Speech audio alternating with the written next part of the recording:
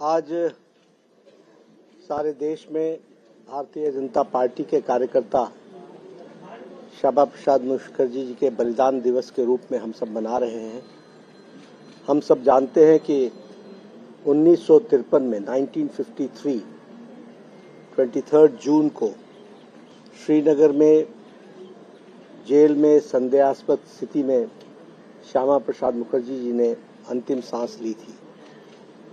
जिस संदेहास्पद स्थिति में उनकी जान गई वो हम सब के लिए अभी तक एक प्रश्नवाचक चिन्ह बन करके रहा है। उनका जीवन एक देशभक्त के रूप में, एक शिक्षाविद के रूप में और एक सामाजिक न्याय दिलाने वाले नेता के रूप में हम सब जानते हैं। अगर मैं शिक्षाविद की बात करूं तो Shyama Prasad Mukherjee was one of the youngest vice chancellor of Calcutta University। सबसे कम उम्र में वाइस चांसलर बनने वाले और बहुआयामी प्रतिभा के मालिक थे। वो शिक्षाविद थे।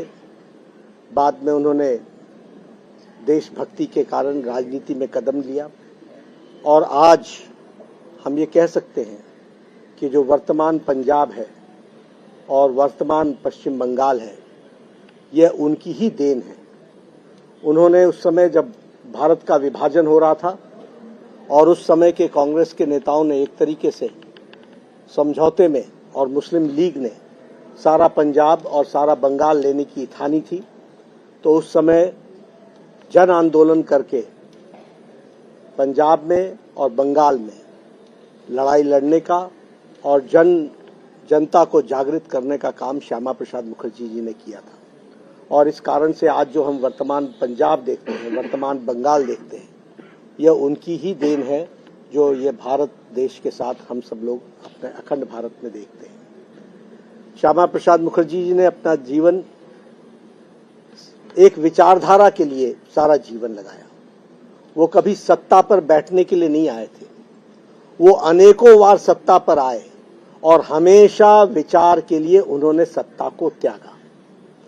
जब वो बंगाल में थे तो वो मंत्री थे, लेकिन उन्होंने विचार के कारण उस पद को त्यागा। जब वो नेहरू जी की पहली कैबिनेट बनी तो नेहरू जी की पहली कैबिनेट में वो उद्योग मंत्री थे। उन्होंने उस समय जवाहरलाल नेहरू जी के स्यूडो सेकुलरिज्म, छद्म धर्मनिरपेक्षता, इसके खिलाफ उस समय आवाज उठाई थी और उन्होंने कहा था कि जिस तरीके से आप मुस्लिम लीग और सांप्रदायिक ताकतों के सामने घुटना टेक रहे हैं, इससे वह अपनी मत भिन्नता रखते हैं। और उन्होंने जम्मू कश्मीर का विषय उठाया कि कोई कारण नहीं है कि आप धारा 370 को लागू करें, और धारा 370 के लिए उस समय नेहरू जी ने इसको आगे बढ़ाया था। उन्होंने त्यागपत्र दिया और एक नारा लगाया, एक देश में दो निशान, दो विधान, दो प्रधान नहीं चलेंगे। और इसी नारे को लेकर के उन्होंने सत्याग्रह किया। और हमें सबको मालूम है कि उस समय जम्मू कश्मीर में जाने के लिए धारा 370 के तहत पासपोर्ट सिस्टम होता था, पास बनता था। उन्होंने पास नहीं लिया। उनको जम्मू कश्मीर के बॉर्डर पर रोक लिया गया और जब उन्हें रोक करके गिरफ्तार किया गया, उसके बाद लगभग 1 महीने बाद वो संदेहास्पद स्थिति में जम्मू कश्मीर की जेल में उन्होंने अंतिम सांसें ली। श्यामा प्रसाद मुखर्जी जी की माताजी ने जवाहरलाल नेहरू से कहा कि इसके जांच कराओ, और उनके शब्द हैं कि मुझे तुम्हारी दलील, तुम्हारी यानी जवाहरलाल नेहरू की दलील नहीं चाहिए, मुझे अपने बेटे की मौत की जांच चाहिए। लेकिन जवाहरलाल नेहरू उस समय के प्रधानमंत्री ने जांच करने से इनकार कर दिया। और जिस बात की लड़ाई के लिए श्यामा प्रसाद मुखर्जी ने बलिदान दिया, उस लड़ाई को लड़ते हुए भारतीय जनसंघ और बाद में भारतीय जनता पार्टी अविरल लड़ाई लड़ती रही। और हम सब जब जानते हैं कि आदरणीय प्रधानमंत्री मोदी जी के नेतृत्व में 2019 के 6 अगस्त को लोकसभा, 5 अगस्त और 6 अगस्त 5 अगस्त राज्यसभा और 6 अगस्त लोकसभा में धारा 370 को धाराशाही कर दिया गया और एक देश में एक निशान, एक विधान, एक प्रधान ये स्थापित हुआ, इसको भी हमको ध्यान में रखना चाहिए। इसलिए श्यामा प्रसाद मुखर्जी के जीवन पर, उनके कहे कदमों पर चलने वाले करोड़ों लोगों ने भारतीय जनसंघ और भारतीय जनता पार्टी की तरफ से इस लड़ाई को आगे बढ़ाया और हम एक निर्णायक मोड़ तक पहुंचे हैं। हमें आज जब बलिदान दिवस में हम उनको याद करते हैं, उन परिस्थितियों में जब एक वरिष्ठ नेता की संदेहास्पद मौत होती है और उसकी जांच तक नहीं होती है, कैसा प्रजातंत्र उस समय रहा होगा, कैसे उस समय के कांग्रेस के प्रधानमंत्री उस समय अपना वर्ताव किया करते थे। लेकिन प्रजातंत्र मजबूत होते होते आज यहाँ तक पहुंचा है। आज करोड़ों लोग श्यामा प्रसाद मुखर्जी जी के जीवन पर और उनके काम को आगे बढ़ाने के लिए करोड़ों कार्यकर्ता बलिदान देने के लिए तैयार हैं और उनके रास्ते पर चलने के तैयार हैं।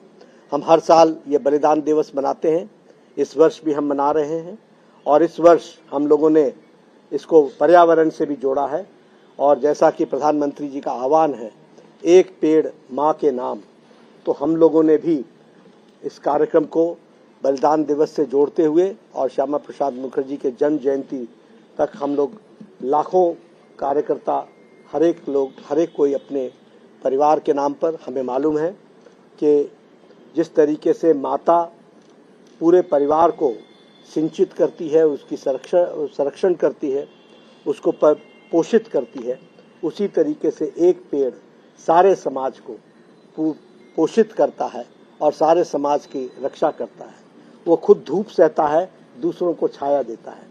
जिस प्रकार एक माँ अपने सब दुख के साथ पूरे परिवार को संरक्षित करती है, इसलिए एक पेड़ माँ के नाम इस कार्यक्रम को भी हम आगे बढ़ा रहे हैं। और मेरा कार्यकर्ताओं से अपील है कि सभी कार्यकर्ता किसी बागवान में, किसी बगीचे में, किसी गार्डन में, कहीं स्थान पर जाकर एक पेड़ माँ के नाम जरूर लगाएं और पर्यावरण से अपने आप को जोड़ें, इस कार्यक्रम को भी पूरा करें। मैं अंत में एक ही बात कहूँगा कि बलिदान दिवस के दिन ईश्वर हम सबको शक्ति दे कि भारत को एक मजबूत राष्ट्र के रूप में, एक शक्तिशाली और सुरक्षित भारत के रूप में प्रधानमंत्री मोदी जी के नेतृत्व में हम आगे बढ़ाएं और सभी लोग कार्यकर्ता पूरी ताकत के साथ एक विकसित भारत की कल्पना को, एक आत्मनिर्भर भारत को आगे बढ़ाएं। यही सच्ची श्रद्धांजलि होगी श्यामा प्रसाद मुखर्जी।